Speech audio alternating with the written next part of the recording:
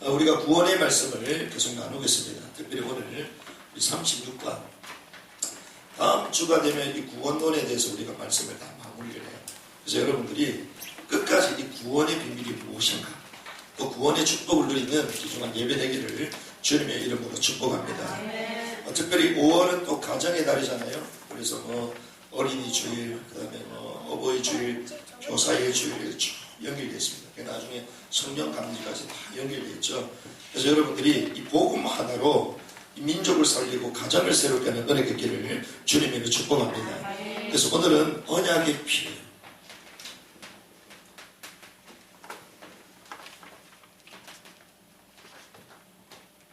우리가 신앙생활을 하면서요, 많은 사람들이 이런 질문을 합니다. 지금도 한국 교회에 특별히 성도가 1200만이라고 말하지만 실제로 1200만이 될까요? 안 됩니다. 왜 그러냐? 이 교회 갔다가 저 교회 갔다가 여기 등록했다가 저기 등록했다가, 그리고 그 한 교회에 우리가 출석과 제적 있잖아요. 출석과 제적. 제적은 이름을 일단 명부에 올리면 그걸 우리가 제적이라고 하거든요. 그런데 대부분 이 명부에 따라 사람이 다 오지는 않죠. 이런저런 일들이 생기다 보면 빠지기도 하죠. 그래서 출석 인원과 제적 인원이 다른 거죠. 그래서 제적이 많다면 출석은 적을 수가 있습니다. 근데 우리 교회는 거의 제적이 출석이야. 할렐루야. 우리 교회는 거의 빈틈이 없는 교회야. 그래서 못 오시는 분은 또 영상을 통해서 지금 보고 계시는데, 그래서 교회들마다 어떤 교회는 10만 명이다, 어떤 대단한 교회는, 그리고 어떤 교회는 500명이다 이러는데, 사실은 그게 제적을 기준 가지고 1200만 이렇게 얘기를 했죠. 그게 사실은 한국교회가 가장 부흥할 때 그때 낸 통계가 그 정도입니다. 근데 거기에 이단도 들어가 있고 또 다른 기독교지만 사실은 조금 색깔이 다른 그룹들이 많이 있거든요. 그러다 보니까 이런저런 걸 다 합치고 이러니까 1200인데 실제로 군더더기를 다 빼버리면 600만도 안 된다고 얘기해요. 600만. 그러면 600만 가운데서 정말 신앙생활을 잘하는 사람이 몇 명일까요? 600만 가운데. 이게 퀘스천입니다. 이게. 그래서 사람이 많은 게 중요한 게 아니라 여러분들이 바른 신앙을 해보게 될 줄 믿습니다. 그래서 예수님께서요, 예수님이 한번 움직이시면 수많은 대중들이 모였습니다. 그래서 주님이 안전뱅이를 일으키시고 병든 자를 고치시고 못 듣는 사람을 듣게 하시고 눈먼 자를 보게 하시잖아요. 그리고 헐벗은 자에게 채워주십니다. 그러면서 사람들이요, 이 예수님을, 야, 이분과 함께 있으면 우리 인생 모든 문제 해결되겠구나. 이래서 예수님을 막 쫓아다니시잖아요.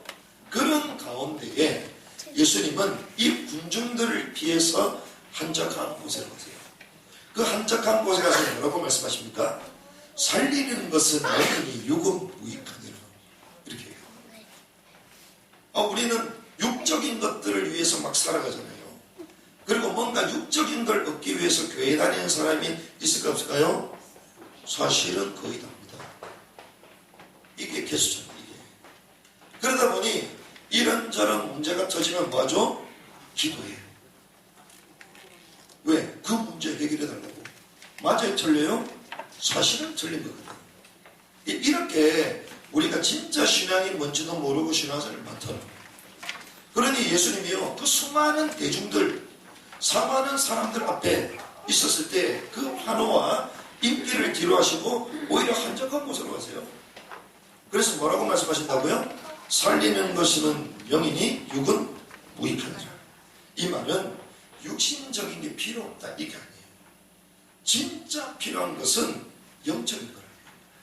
그래서 저와 여러분들이 바른 복음을 회복하는 시간 되기를 주님의 축원합니다. 그러다 보니 많은 사람들이 육신적인 기준을 가지고 신앙생활합니다. 그러니 구원의 체험도 갖고 있지 않고 신앙생활 사람 많고요. 또 신앙생활 하는 가운데 왜 내게는 이런 고난이 오느냐? 신앙생활 나는 열심히 하고 교회 봉사를 잘하는데 내게는 왜 이런 어려움이 찾아오냐? 왜 우리 가정에 우리 자녀에게 이런 계속 세상말로 우환이 계속 찾아오느냐? 이렇게 고민하는 사람들이 많아요. 그리고 어떤 사람은 성경 암송, 새벽기도, 봉도, 헌신봉사 뭐 이것저것 전부 다 하는데 본인에게 찾아오는 문제를 해결을 못해요. 그래서 많은 사람이 교회를 다니면서도 불행 가운데 있습니다. 그래서 저와 여러분들이요, 여기에 대한 답을 먼저 찾아야 됩니다. 그래서 답을 찾아야지 답을 줄 수가 있겠죠. 답 찾는 은혜를 주님이 축복합니다.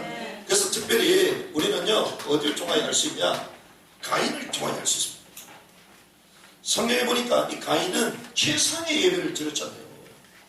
창세기 4장에 나오죠. 그런데 주님께서 가인의 예배를 받지 않고 아벨의 예배를 받습니다. 히브리서 11장 4절에 보니까 거기에 대해서 분명하게 말씀하시거든요. 무엇을 얘기하십니까? 가인은 정성적인 예배를 드렸어요. 그런데 하나님이 왜 하필 가인의 예배를 받지 않으시고 아벨의 예배를 받으셨냐? 주님은요, 정성도 중요하지만 이 정성보다 더 중요한 예배의 근본을 알기 원하십니다. 이게 무슨 말인가? 사실은 이 가인이 드렸던 예배는 나 중심적인 예배였어요. 자기 기준, 자기가 정성을 다해서 하나님께 예배드리려고 했던 거죠. 이게 제일 나쁘다는 게 아닙니다. 하지만 주님은 나 중심이 아니라 그리스도 중심적인 예배를 회복하기 원하셨어요. 그래서 성경에 이 가인은 곡식 제물을 하나님께 드리고 예배를 드렸지만 이 아벨은 피의 제물을 드렸죠. 양의 그 기름의 첫 번째 것을 하나님께 드렸다. 첫 새끼. 이게 뭘 얘기하냐? 피제사를 말하는 피제사를 드렸다. 왜 피제사를 드렸겠습니까? 아니, 곡식제사 정성을 다해 하나님께 드렸는데 오히려 냄새나는 피보다 곡식 예배 드리는 게 더 깨끗하지 않겠어요? 그런데 왜 피제사를 드렸냐? 그렇습니다. 인간의 근본 문제, 하나님을 떠나 죄 가운데 빠졌던 인간의 이 죄 문제를 해결하기 위해서는 뭐가 필요하다? 피가 필요하다. 그래서 범죄한 인간에게 처음부터 하나님이 여자의 후손이 뱀의 머리를 상하겠다 하시면서 구체적으로 가죽 옷을 지어주잖아요. 그게 대속을 말합니다. 우리 죄 문제를 해결해 주시는 예수님의 사역을 미리 예표하신 거예요. 그래서 그 피의 비밀을 가인은 알았다 몰랐다? 몰랐다는 거예요.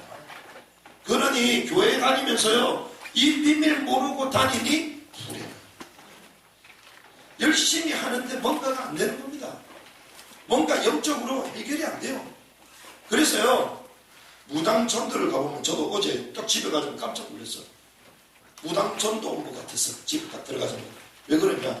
무당천도 무속인 집에 딱 들어가면 어떤 냄새 납니까? 향냄새 나거든요. 향냄새. 제가 어제 집에 들어가니까 향냄새가 나와요. 뜬다고. 그래서 이거 뭐야 이거 무당천도 같냐 내가 막 농담 그 얘기했는데, 무당 딱 만나서 전해보면요, 전부 뭐라고 얘기하냐? 나도 교회 다녀봤어요. 이렇게. 나도 교회는 다녔지 진짜 복음을 몰랐던 거죠. 그러니 그 고통을 당하면서 결국 신내림 받고 그렇게 사는 거예요. 여러분들이 바른 복음을 회복하시기 바랍니다. 바른 복음을 회복할 때 죄와 사단의 권세가 꺾여지는 거예요. 그래서 이 사실을 많은 사람들이 모르겠습니다. 우리가 잘 아는 바리새인들, 우리로 말하면 교회 생활을 얼마나 열심히 하는 사람들이에요. 장로님, 수석 장로님이야. 수석 장로님들도 바리새인들의 이 열심을 못 따라가요. 특별히 요한복음 3장 1절에서 보면 이 예수님을 이 유대인 가운데 지도자 니고데모가 찾아오잖아요. 찾아오는데 언제 찾아옵니까? 밤에 찾아오고. 왜? 자기 자존심이 있으니까. 이 예수님께 찾아왔는데 뭐라고 합니까? 어떻게 사람이 다시 태어날 수 있냐? 거듭날 수 있습니까? 질문하잖아요. 그 말은 바리새인이 거듭났다 안 났다? 안 났다. 성경을 그렇게 많이 읽고 하나님의 율법을 지켜도 구원받았다 못 받았다? 못 받았다. 그러니 그 영생에 대한 고민이 그 인생을 찾고 있었던 거예요.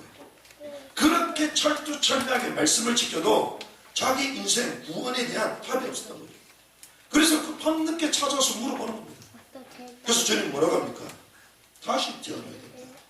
거듭나야 된다. 이러니 뭐라고 합니까? 내가 이렇게 장성했는데 엄마 뱃속에 어떻게 들어올 거야? 이렇게 얘기해요. 알아요? 몰라요? 뭐라고. 그러니 특별히 이 이스라엘, 하나님께서 이스라엘에 복음을 주시고 예배 모든 걸 다 주셨는데 거의 1900년, 2000년 동안 나라를 잃고 고생하잖아요. 저주를 받은 민족. 왜 그렇습니까? 사실상 영적인 사실을 몰랐습니다. 영적인 실체를 몰랐습니다. 그러니 율법도 가지고 있죠. 절기도 가지고 있죠. 오히려 그 혈통을 통하여 메시아 대신 예수님이 오셨음에도 불구하고 도리어 예수님을 죽여. 웬일입니까? 도리어 이 예수님을 십자가에 못 박으라고 얘기하잖아요. 그래서 뭐라고 해야 됩니까? 빌라도가 나는 죄가 없다. 당신네들이 이 예수를 십자가에 못 박으라 하니까 나는 죄가 없다. 그 의미로서 물을 가지고 오라고 해서 손을 씻잖아요. 나는 죄 없다. 그러니까 뭐라고 합니까? 나와 우리 후손들에게 책임을 물어라. 이렇게 돼요. 마태복음 27장 25절. 결국 어떻게 됩니까? 600만 대 학살, 홀로코스트. 티투스 장군 통해서 이 민족이 완전 망하게 되면서 전 세계로 유리방향하게 되잖아요. 전 세계 노예로 장녀로 다 끌려가. 하나님의 백성이 이렇게 되는 거예요. 여러분들이 복음을 모르고 신앙생활하면 이렇게 복음을 회복하시기 바랍니다. 그래서 죄송합니다만 사업하러 다니면요, 사기꾼이 누구냐? 교회 다니는 사람이 좀 많아. 왜 그런 줄 압니까? 복음을 잘 모르세요. 용한 점쟁이들 만나보면요, 장로님 딸이야. 이 세상을 뒤끌고 있는 어마어마한 철학과 사상가들 누굽니까? 목사님 아들이야, 아들. 니체, 프로이드, 칼막스 전부 다 목사님 아들이야. 복음을 모르니까 그렇게 되는 거예요. 지금 북한 기도했잖아요. 김일성 엄마가 강반석 교회 가는 사람이에요. 그 외삼촌이 목사잖아요. 강양호 목사. 그러면서 성경에 나오는 좋은 것만 다 빼가지고 하나님 없다는 유물론 사상 가지고 독재체제를 딱 만들었잖아요. 복음 모르면요, 사실상 우리 개인에게 찾아오는 재앙, 저주 막을 수가 없어요. 그래서 저와 여러분들이요, 영적 사실을 알고 복음을 깨달아가는 시간 되기를 주님으로 축복합니다. 그런 가운데 오늘 제목이 뭐냐? 피해. 왜 피해에 대해서 얘기를 하냐? 그 피해에 대한 진리를 사실상 오늘 성경에서 말해주고 있습니다. 우리가 지금 말씀을 계속 나누고 있는 것이 출애굽이죠. 출애굽기 12장 13절에 보면 출애굽 사건이 나옵니다.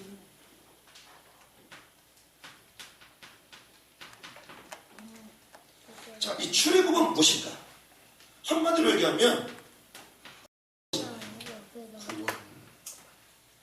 자, 출애굽 12장 13절 보니까 내가 애굽 땅을 칠 때에 그 피가 너희 사는 집에 있어서 너희를 위하여 표적이 될지라. 내가 그 피를 볼 때에 너희를 넘어가리니 재앙이 너희에게 내려 멸하지 아니하리라. 자, 이스라엘 백성, 하나님의 백성들이 어떻게 되어 있다고요? 400년 동안 노예로 되어 있습니다. 400년. 하루 이틀도 아니에요. 400년이야. 우리가 지금 36년 일제 가운데 식민 가운데 살았잖아요. 그래서 그때 당시 우리 막 일본 장시개명 이름도 전부 성도 일본식으로 바꾸고 단발령 그 일본이 와가지고 우리가 전부 상투 다 자르고 이렇게 다니는 거예요. 그렇잖아요. 그럼 만약에 일본 안 왔으면 지금 어떻게 해요? 지금 메시지 하면서 머리 따가지고 있어요. 머리 따가지고. 삿갓 써요, 삿갓. 이런 가운데 우리가 살았거든요, 사실. 여러분들 한복 입고 고무신 입고 와야 돼, 여기. 그런 상황이에요. 그런데 일본, 우리가 36년 이런 가운데 있으면서 그 억눌린 거, 억압받은 거, 지금까지도 막 얘기하잖아요. 그래서 그 당시에 모든 것들을 우리가 단어들도 전부 다 일본식으로 발음을 하잖아요. 그래가지고 뭐 다라이 바케스, 여러분 들어보셨습니까? 요즘 아이들은 저는 그런 거 듣고 자라요. 다라이 바케스, 문 열어라, 문 깨라라, 막 이러고. 별 뭐 이게 일본식의 얘기들을 막 많이 하는데, 이게 400년 동안 이스라엘 백성들이요, 애굽에 노예가 되어 있다. 자, 400년 동안 애굽에 노예가 되어 있다. 무슨 말입니까? 애굽은요, 죄로 물든 세상을. 그런데 이 애굽의 왕, 바로 왕이 나오죠. 바로 왕이 이 400년 동안 이스라엘 백성들을 볼모로 잡고 있죠. 그 말은 죄로 인하여 가득 찬 이 세상에 사단이 우리를 지배하고 있다. 이런 영적 사실이 안 보이면 우리가 세상 살아가면서 승리할 수가 없는 거예요. 성경을 그냥 주신 게 아닙니다. 성경에 보이는 이 모든 스토리 가운데 영적인 역사들이 그대로 돌아가고 있어요, 지금. 결국 뭐가 돼서 움직인다고요? 노예가 됐어요. 무슨 말입니까? 하나님을 떠난 인생의 모습을 말해요. 하나님을 떠나니 하나님과 함께야지 진정 행복하잖아요. 신앙생활은요, 행복입니다. 행복. 여러분들 어떻게 행복할 수 있죠? 신앙생활을 해보면 행복이 찾아와.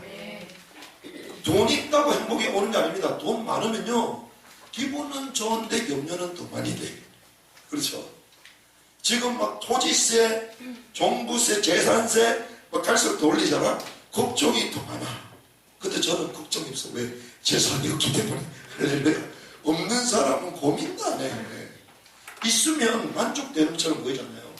그런데 우리 마음, 우리 미래 가운데 더 깊은 고민이 찾아와. 하나님 떠난 인생은요, 세상의 노예로 사는 거예요. 그런데 이 하나님의 백성이요, 400년 동안 되다 보니 이 노예 생활이 어떻게 해요? 각인됐어요. 막 뿌리를 내려. 나중에 어떻게 돼요? 체질됩니다. 체질. 이게 무서운 거거든요. 그래서 이 체질된다, 이것은 습관된다는 거잖아요. 습관, 이게 무서워집니다. 그래서 습관의 힘, 한참 히트 전 적 있잖아요. 사람을 바꾸려면요, 습관을 바꿔야 돼요. 그래서 어떤 사람은 어떻게 합니까? 영성이 뭐냐? 영성. 기도 가지고 기도만 한다고 영성 오는 게 아니다. 어떤 사람은요, 막 능력 받아가지고 영성 충만하다고 자고 일어나면 문이 친대. 그래서 어떤 사람은 뭐라고 얘기를 합니까? 영성은 습관이다, 이렇게. 그 정도. 그렇죠. 우리가 막 뜨겁고 막 뒤집어졌다고 해가지고 막 산에서 내려왔는데 그때부터 맨정신으로 돌아와. 자기는 막 성령 충만하다는데 다른 사람 보면서 비난하고 판단해. 그건 성령 충만이 아니거든. 자기는 막 능력받고 지원받았어. 그런데 집에 뭐 염려 걱정을 하고 있어, 지금. 그건 성령 충만이 아니거든. 400년 동안 있었으니 노예 근성으로 쩌들려 있는 거야, 이게. 그러니 여기서 빠져나오고 싶어요? 빠져나올 수도 없지. 왜? 이 400년 동안 있도록 애굽의 우상에 딱 잡혔어요. 애굽의 우상의 볼모로 딱 잡혔습니다. 그러니 노예 생활이 갈수록 깊어지는 거예요. 가중되는 거예요. 저는 그렇게 얘기하고 싶지 않습니다. 교회 안 가면 구원 못 받는다. 저는 그렇게 말하고 싶지 않아요. 아, 주일날 예배 빠지면 뭐 저주 받는다? 저는 그렇게 말하고 싶지 않습니다. 어떤 사람은 협박하거든요. 교회 안 가면 저주 받고. 그러다가 요즘 얼마나 좋아요. 막 특별히 좀 여유, 이 한국 사회가요, 갈수록 여유가 있으니까 주말 되면요, 사실은 제주도 가는 것보다 동남아로 가는 게 더 좋아. 가가지고 뻘치고 오는 게 얼마나 재밌는데요. 그렇잖아요. 그래서 마치 영국이나 이런 데는요, 주말만 되면 그때부터 한 달 동안 어떤 데서 시즌권을 구입해가지고 전부 다 메인스트리트, 그 축구부로 전부 다 가요. 가는데 그때마다 맥주 캠 딱 준비해가지고 우리 캠핑 가듯이 아이들 데리고 전부 다 가. 그게 가족 문화야, 거기가. 그 주일날 예배가 제대로 되겠어요? 안 되지. 그런 문화들이요, 지금 전 세계를 지금 지배하고 있는데, 한국은 어떠나 좀 꼴찌고 가고, 레저하고 막 한다고요. 그럼 교회에서는 뭐라고 얘기해야 돼요? 주일 예배를 잘 지켜야 돼. 그러면서 예배 안 지키면 저주를 받아. 막 이런 식으로 돌려서 얘기를 하거든요. 그러면 나름대로 좀 신앙의 양심 있는 사람은 이렇게 가다가 일요일날 예배 빠지고 가다가 사고가 났어. 그럼 어떻게 생각할까요? 아니, 내가 벌 받았구나, 벌 받았구나. 나도 이렇게 생각해요. 그게 잘못됐다는 의미가 아니고, 제가 왜 얘기를 하냐면, 예배 모임 빠질 수 있습니다. 그렇죠. 우리가 때로는 뭐 고이나 코로나 바이러스 때문에 뭐 영상으로 할 수 다 할 수가 있어요. 하지만 우리가 이것 때문에 저것 때문에 주일 예배를 빠지고 주중 예배를 빠지면 사실상 우리 삶이요, 이렇게 세상의 볼모로 들어가기 시작. 이게 무슨 일이에요? 세상의 흐름 가운데 각인 뿌리 체질되고 이 흐름 가운데 우리의 영적 문제는 더 가중된다는 거예요. 이게 무슨 거예요? 이스라엘 백성들이요, 400년 동안 노예로 있다 보니 본인들이 우상에 잡혔는지도 모르고, 그래서 주님이 출애굽하실 때에 10가지 재앙을 내리잖아요. 지난주 말씀하셨죠. 10가지 재앙, 그 10가지 피, 개, 처음에 뭡니까? 그 강부터, 나일 강부터, 강이 피로 바뀌잖아요. 이 나일 강이 그들의 신이었다고. 그들의 우상이었다고. 그래서 10가지 재앙을 내리시잖아요. 이 재앙은 뭡니까? 우상에 대해서 징벌을 내리시는 거예요. 우상을 치는 거예요. 그래서 여러분들 신앙생활 제대로 하고 교회로 들어오잖아요. 대부분 어떻게 들어옵니까? 망해가지고 들어와. 우상의 지혜를 당해가지고 거의 다 와. 대부분 그렇습니다. 있을 때는 제대로 못하고 두 손 들고 천부에 의지 없어서 대부분 이렇게 됩니다. 이게 하나님이요, 10가지 재앙, 10가지가요 우리가 볼 때는 재앙처럼 보이지만 하나님은 우상을 다 치는 거예요. 나일강이 우상이었다니까 그게. 그런데 이 10가지 치는 이 우상을 징벌하시고 주님께서 이스라엘 백성들을 나오게 하셨는데, 이때 주님 뭐라고 얘기하냐? 이 빠져나오게 되면 이 날을 여호와의 유월절이라고 합니다. 유월절. 자, 유월절은 뭡니까? 마지막 10가지 재앙이 장자의 죽음이잖아요.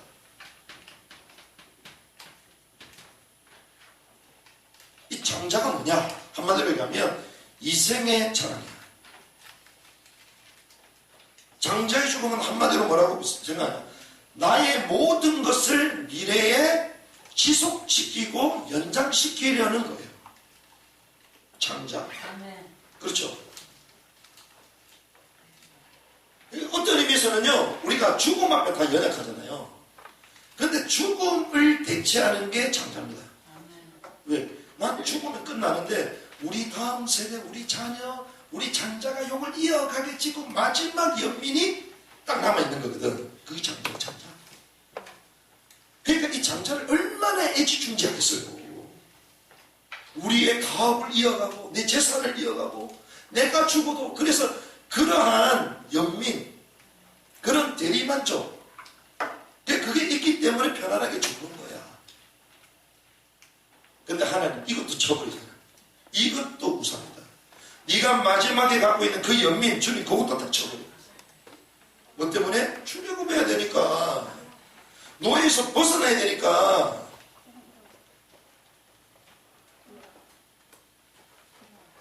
그런데 이때 주님 뭘 발라라? 문설주의 피를 발라라. 전부 다 죽음의 재앙이 오는데 문설주에 피를 바르면 재앙이 넘어간다는 거예요. 자, 문설주에 피를 바른다는 것은 어린 양을 잡는다는 거죠. 양을 잡는다는 것입니다. 그런데 이것은 무엇을 얘기하냐? 요한복음 1장 29절을 보니까 보라, 세상 죄를 지고 가는 하나님의 어린 양이다. 예수님을 어린 양이라고 말해요. 무슨 말입니까? 이 예수님을 죽인다는 거예요. 쉽게 얘기하면. 자, 이 양이요, 자기를 죽이려고 하면 들이받아야 되잖아, 염소처럼. 근데 들이받지를 않아. 닭 하나를 잡을 때도요, 닭 모가지를 비틀어야 돼요. 닭 한 마리 잡기 쉽지 않습니다, 여러분들. 만만하게 보면 안 돼요. 우리가 치킨 먹을 때, 야, 맛있다, 맛있다. 야, 이렇게 나오거나 우리가 막 기쁘게 먹는데, 그 한 마리 잡는 거 보통 일이 아니에요. 요즘 시스템이 워낙 잘 되는 거 그렇지. 그래서 저 예전에 어렸을 때, 저희 집이 이렇게 골목에 이렇게 있는데, 옆에 멕시칸 치킨집이 있어. 그래서 그 건널 때만 옛날엔 치킨값이 비쌌잖아요. 아, 치킨 먹고 싶다, 치킨 먹고 이러는데, 갑자기 여기서 우리 골목 들어가는 거기에 아줌마, 아저씨들이 닭을 잡는 거예요, 거기서. 그럼 하수구에 이 구멍이 있으니까 거기다가 이 닭을 잡아가지고 목을 비틀어가지고 칼로 잘라야 되잖아요. 칼을 자르는데 이게 칼이 안 들어. 칼이 안 들어. 그러니까 어떻게 될까 이게. 목에 이 칼이 들어갔는데 안 잘리니까 피가 막 튀쳐나오는 거야. 그러니까 막 이 바닥바닥바닥 그러죠. 그러니까 피가 막 튀기 시작하는 거야. 이 아저씨가 아줌마가 그거 가지고 벨벨벨 대고 있더라고. 이게 닭 잡기가 어렵다니까. 그런데 이 어린 양은요, 죽인다고 가만히 있어요. 뭘 얘기합니까? 예수님의 순종을 말합니다.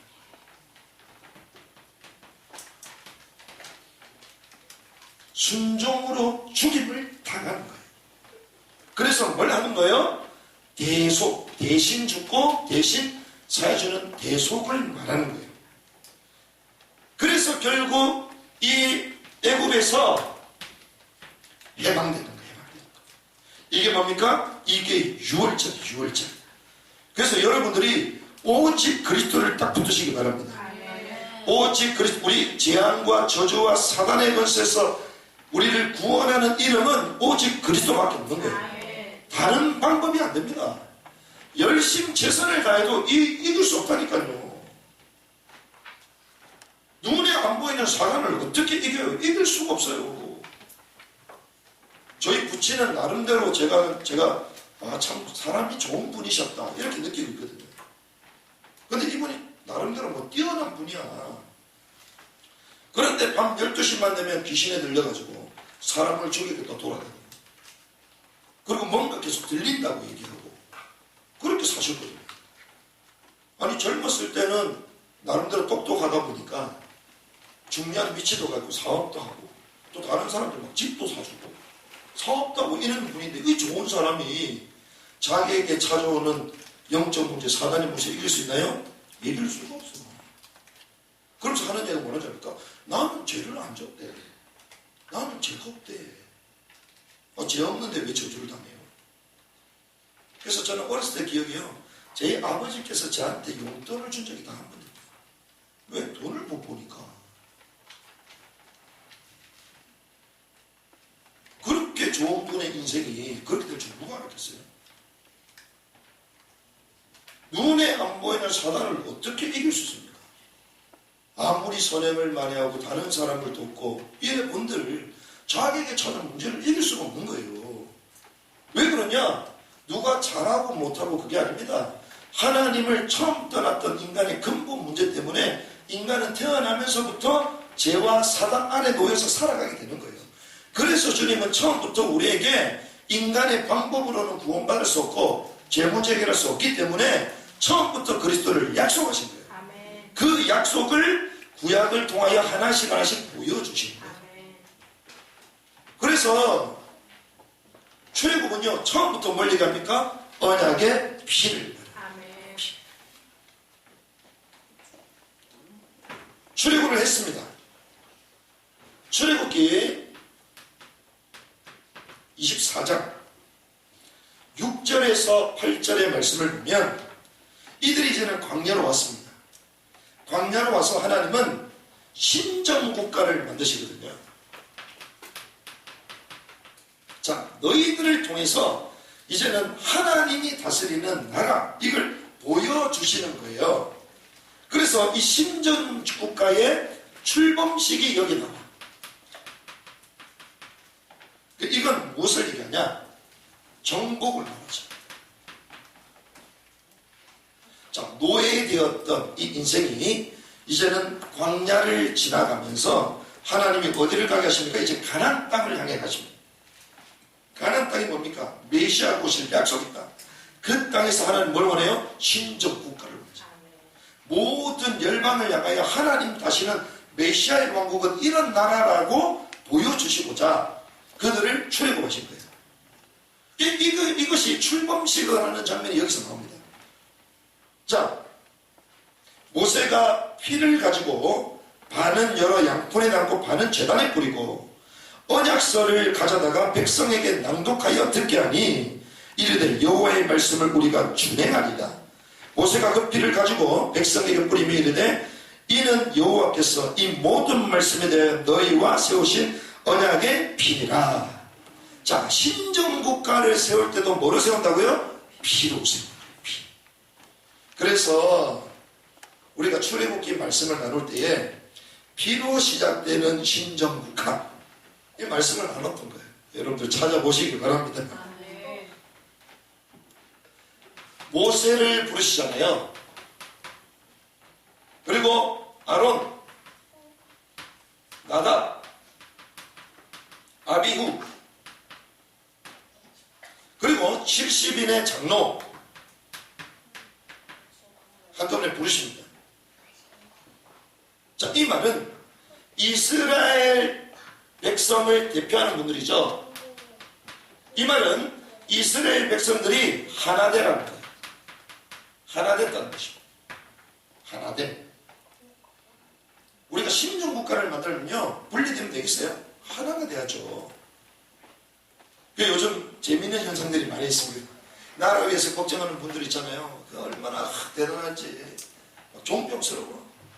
그런데 이분들이 뭐가 안 되냐? 하나가 돼야 하나가 돼야 되는데, 그래서 어떻게 하면 하나가 되도록 우리가 도우냐, 심부름하냐, 이런 고민을 하고 있는데, 이스라엘 백성들이 딱 하나가 되어서 이제는 하나님 앞에 서야 되는데, 이때 주님이요, 누구만 나오라? 모세만 나오라. 무엇을 상징합니까? 계표를 말해요. 이것은 중보자 대신 그리스도를 말합니다. 그리스도를 상징하는 겁니다. 그래서 이 모세가 뭐합니까? 말씀을 받죠. 하나님과 언약을 맺습니다. 말씀을 선포합니다. 그리고 제단을 쌓죠. 그런데 이 제단에 12기둥을 세워요. 12기둥은 이스라엘 지파를 말하죠. 12기둥.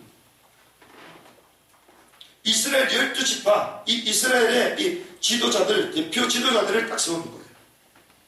그래서 거기서 뭐 하십니까? 번제,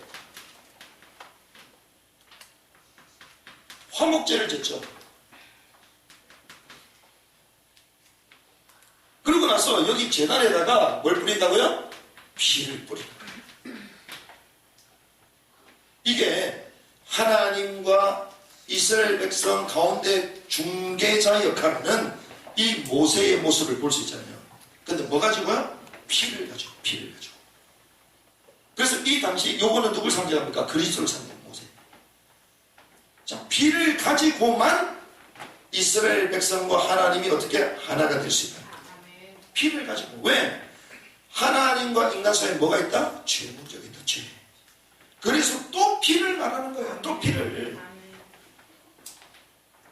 그러고 나서 언약서를 낭독합니다. 언약서를 낭독하고 이게 재밌어요. 이 피를 백성들에게 뿌립니다. 백성들에게 뿌려. 왜? 피로 맺은 국가요 피의 관계로 나와 하나가 됐다는 거예요. 여러분들이 그리스도와의 관계를 회복하는 방법은 오직 그리스도의 피밖에 없는 줄 믿습니다. 다른 방법이 없어요. 열심히 노력이 아닙니다. 아, 내가 그리스도를 잘 몰랐구나. 또 복음을 깨달아야 되겠구나. 또 복음을 붙잡아야 되겠구나. 복음을 회복하시기 바랍니다. 그래서요, 이스라엘 백성, 특별히 이 신정국과 출범하는 이 정복식도 결국 뭐냐? 피로 딱 연결돼요. 피. 언약의 피.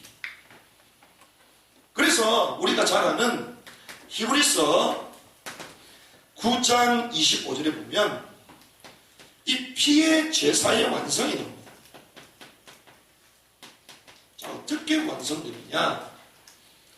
대제사장이 해마다 다른 것의 피로써 성소에 들어가는 것 같이 자주 자기를 드리려고 아니하실지. 무슨 말이냐? 제사장이요, 지성소에 들어갈 때마다 늘 피를 가지고 와야 되는데 이제는 그게 필요 없다는 거예요. 제사가 완성되는 거죠. 로마서 3장 23절 보니까 모든 사람이 죄를 범했음에 하나님의 영광에 이르지 못하느니 3장 10절에 보니까 의인은 없나니 하나도 없다. 그래서 로마서 6장 23절에 보니까 죄의 삭은 사망이다. 모두가 죄와 사망 가운데 살아야 되는 거예요. 모든 인류가 다. 그래서 이 사망의 문제를 해결하는 방법이 뭐냐? 이것이 피로만 가능하다. 히브리서 9장 22절에 보니까 피 흘림이 없으면 제사함이 없다. 레위기 17장 11절 육체의 생명은 뭐에 있다? 피에 있다. 히브리서 10장 19절에서 20절 그러므로 형제들아 우리가 예수의 피를 힘입어 성소에 들어갈 담력을 얻는다. 하나님이 계신 성소에 죄인은 들어갈 수가 없어요. 그런데 예수의 피로만 들어갈 수 있다. 그 길은 우리를 위하여 휘장 가운데로 열어놓으신 새로운 살길이요 휘장은 곧 그의 육체다. 그리스도의 피로 말미암아 들어갈 수 있다. 그래서 죄 없는 분이 오셔서 우리 인간의 모든 죄를 대속할 것이다. 이것을 성경에는 뭐 했다고요? 예언한 것입니다. 예언. 그래서 성경은요 마구잡이가 아니에요. 그대로 예언하고 그대로 성취되는 거예요. 그래서 창세기 3장 사건 하나님을 떠난 인간에게 처음부터 여자의 후손이 머리를 상하게 할 것이다. 창세기 3장 15절 말씀하셨죠. 그런데 이 여자의 후손 남자의 후손으로 오면 죄인이요 죄인아요? 전부 다 죄인이야. 왜? 원죄 죄의 유전을 가지고 태어나니까. 그래서 전부 다 남자의 시잖아요. 다. 전 세계가 족보가 아버지 이름에 다 들어가 있어. 그렇죠? 그런데 성경은 대단하지. 이것도 어째 그거를 알고 전 세계가 그런 틀 그런 질서를 가지고 남자의 호적 전부 다 그렇게 내려올 줄 알고 아담의 후손으로 다 기록될 줄 알고 여자의 후손이라고 해요. 여자의 후손. 구체적으로 어떻게 해요? 이사야 7장 14절. 더 구체적으로 처녀가 잉태한대. 처녀가 어떻게 잉태해? 남자를 알지 못하는 처녀가 어떻게 잉태해요? 자, 처녀가 잉태한 이 말은 성령으로 잉태한다는 이 말이고 이 말은 죄가 없는 분으로 오신다는 거예요. 그래서 요한복음 1장 14절 말씀이 육신이 되어 우리 가운데 가셨다. 성육신으로 오시겠다는 거예요.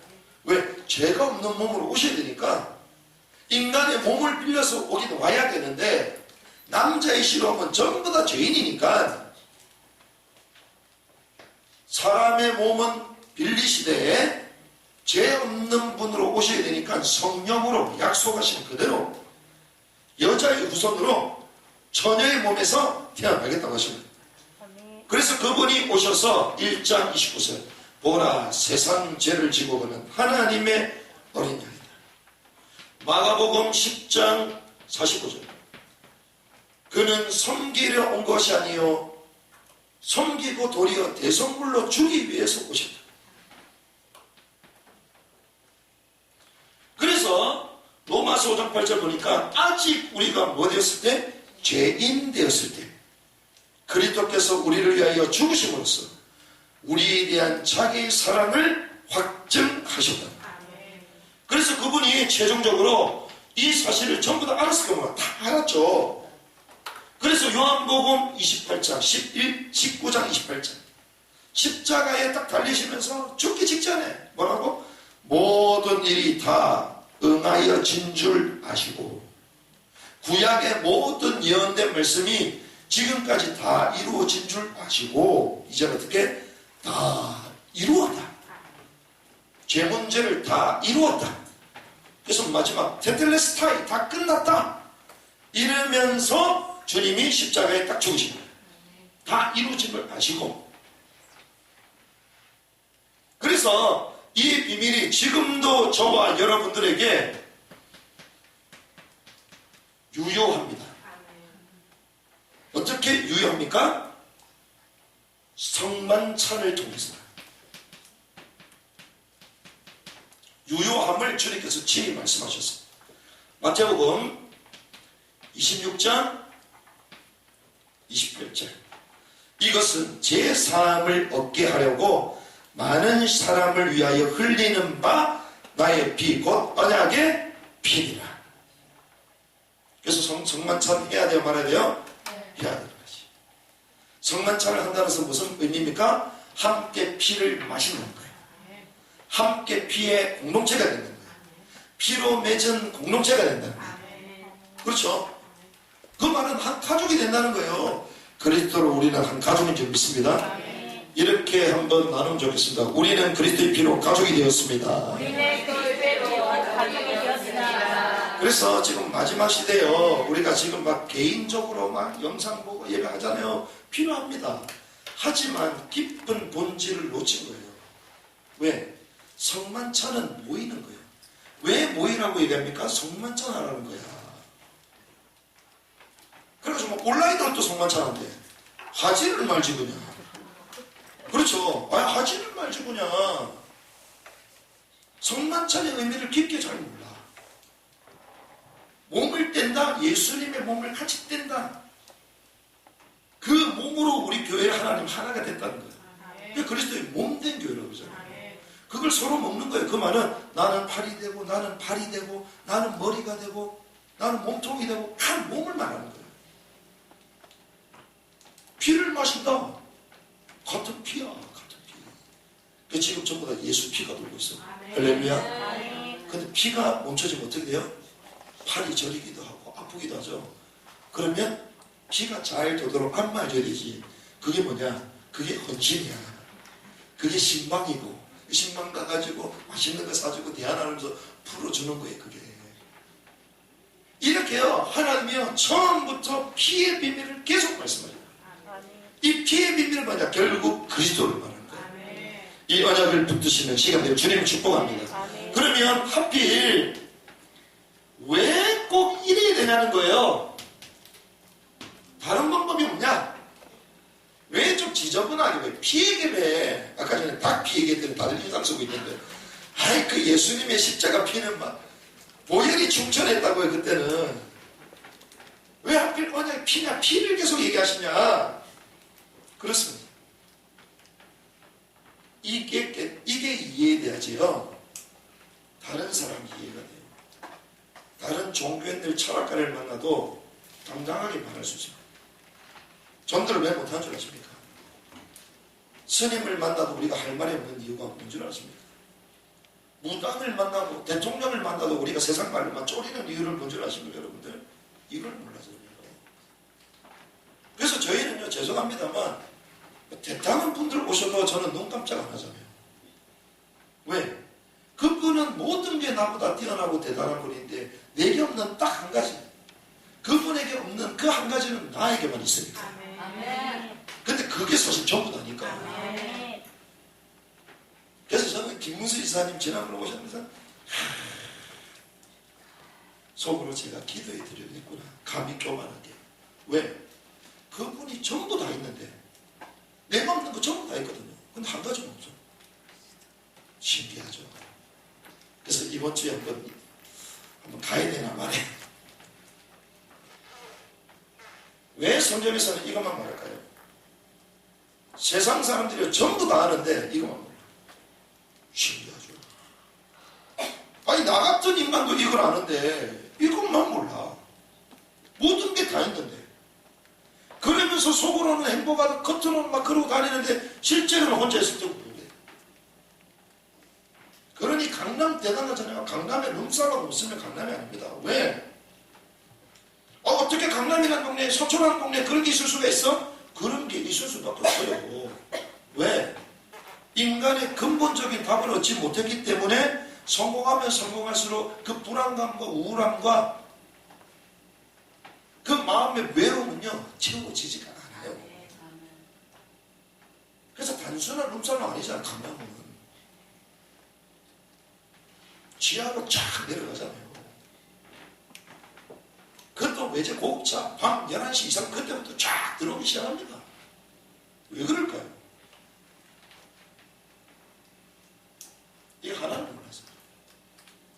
왜 성경에서는 이런 피해기를 계속 얘기하냐? 한 가지 때문에. 뭘 모르냐? 모든 사람이 죄를 범하였으며 하나님의 영광이 이루지 못했다. 죄를 범하는 사람들, 죄. 그냥 윤리 도덕적으로 그걸 죄라고 생각해요. 그건 죄가 아닙니다. 뭐냐? 죄의 결과입니다. 결과. 근본적인 죄가 있기 때문에 그러한 행동적인 죄가 나올 수밖에 없는 거예요.